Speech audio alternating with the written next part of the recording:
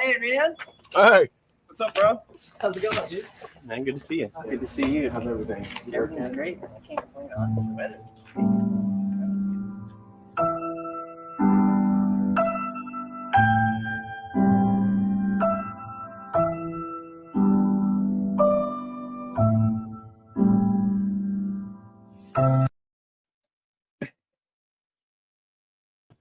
Okay, so there's a reason we started with that video, Father.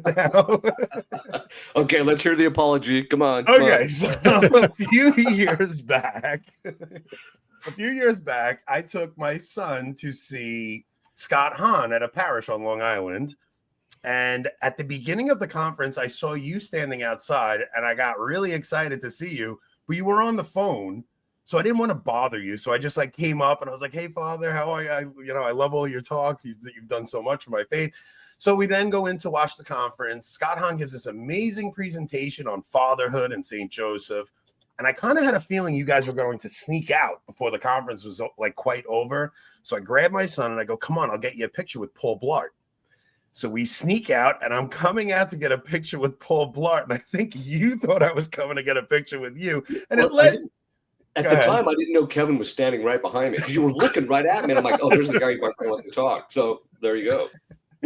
So it led to a bit of an awkward moment where I'm like, no, not you. Just, get us out of here. Now, I heard that Kevin made that video kind of like from that situation. Is that actually true?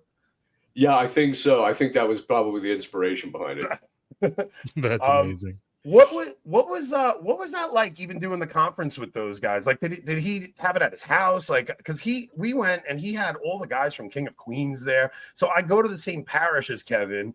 Nobody really bothers him because you don't want to, you're at mass and stuff. But he's super friendly, a really genuinely a nice guy. I've spoken to him once, but I really try not to bother him. But just even like, how did that whole thing come about?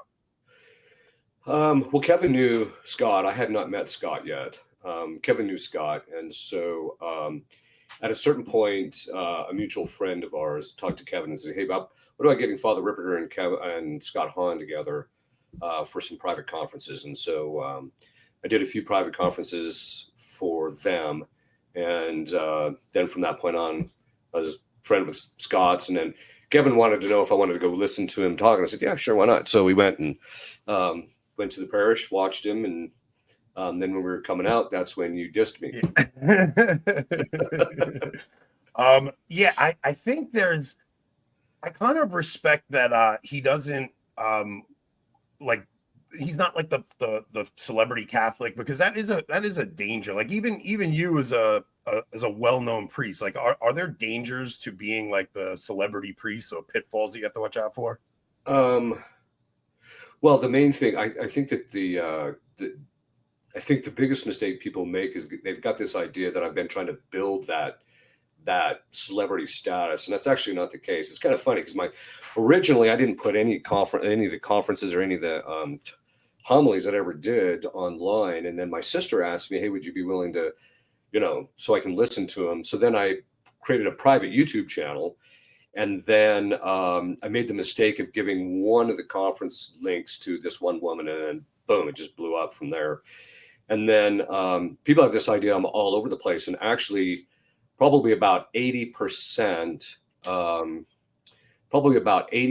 of the conferences that you hear are actually private. I don't do hardly anything public. I only do about 3 public conferences a year. But most of them are all private that I do for benefactors and things like that. And so and I record them, and then Steve Cunningham puts them up. What year was like the first time they blew up on you? Well, I think there was a lot of people listening to this stuff to begin with, but it was during COVID that people were just looking for stuff. And then that's when a number of people watching me really blew up. I think it's during COVID. So, as far as any of the dangers go, I just,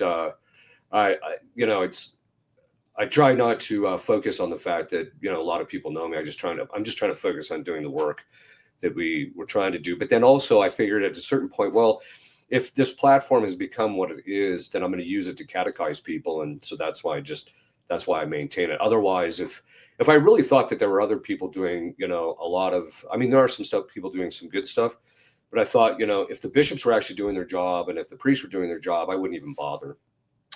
Yeah, the first time I heard you was a talk called How to Raise a Man.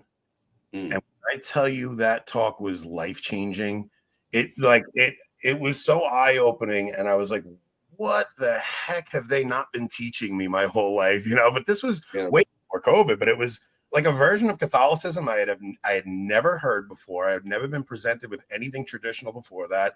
And it kind of sent me down a rabbit hole to really just like changing my entire outlook on the faith. So thank you for everything that you have put out there. Really, I don't know if we realize how many people are impacted by little things that we say or something we put out online, but it is a wonderful medium when it's used for that. It's just the pitfalls of the actual internet can be pretty harsh. Yeah, it can be. I mean, it doesn't. I have my detractors, although but probably I get more entertainment from my detractors than I do anything else. So I had this one woman who was detracting against me, and she started referring to my conferences as Chad Blabs. So now I have on the entrance to my office, warning, entering the Chad Blabs labs. Right. So that's, and then another woman somebody said, you need to talk to Father Ripperger. This was on some forum. And he referred to me as that little dictator in a cassock. So that was so funny. I actually have a little plaque on my desk that says little dictator in a cassock. So I find that's actually more humorous than anything else. I think the thing I've started to notice is that the attacks are kind of increasing, but that's to be expected anytime you get kind of a high profile. But a lot of the traction now is by, I call them low information Catholics. It's people who don't really know their faith as well as they like to think they do. And so they're taking pot shots, but I don't pay too much attention to that. I only really pay attention to somebody if they've got a platform and he's got a platform, she's got a platform, and they're trying to inculcate in people false understanding of the church and its tradition and stuff like that. Then I'll say something, but otherwise I just let it go.